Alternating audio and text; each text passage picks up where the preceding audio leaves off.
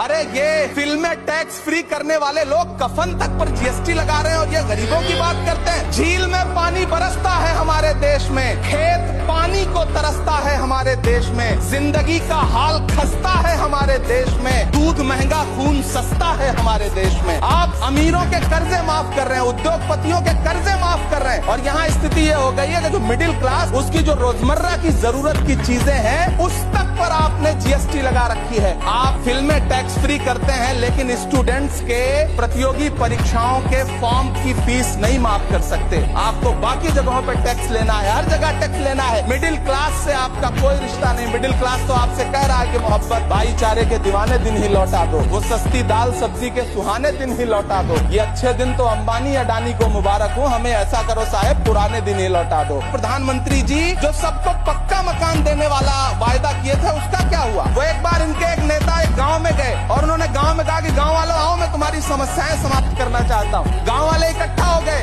नेताजी ने गांव वालों से कहा बताओ तुम्हारी दो समस्याएं बताओ, मैं दोनों समस्याओं का यहीं पे समाधान करूंगा। तो गांव वालों ने कहा साहब हमारी पहली समस्या है कि हमारे यहाँ कोई हॉस्पिटल नहीं है। तो नेताजी ने मोबाइल निकाला, कहीं फोन मिलाया और मिला के फोन पे पता नहीं क्या कुछ कहा कि यहाँ गाँव में हॉस्पिटल नहीं है, हॉस्पिटल तुरंत यहाँ हॉस्पिटल चाहिए। गाँव वाले खुश हो गए कि 1 मिनट में यहाँ हॉस्पिटल आ रहा है। अगली समस्या के बारे में उन्होंने नेताजी ने गाँव वालों से कहा कि मैंने आपकी पहली समस्या समाप्त कर दी, दूसरी समस्या बताओ। तो गांव वालों ने कहा साहब इस गांव में कोई भी मोबाइल का नेटवर्क ही नहीं है। ये है इनके काम करने का तरीका, ये है झूठ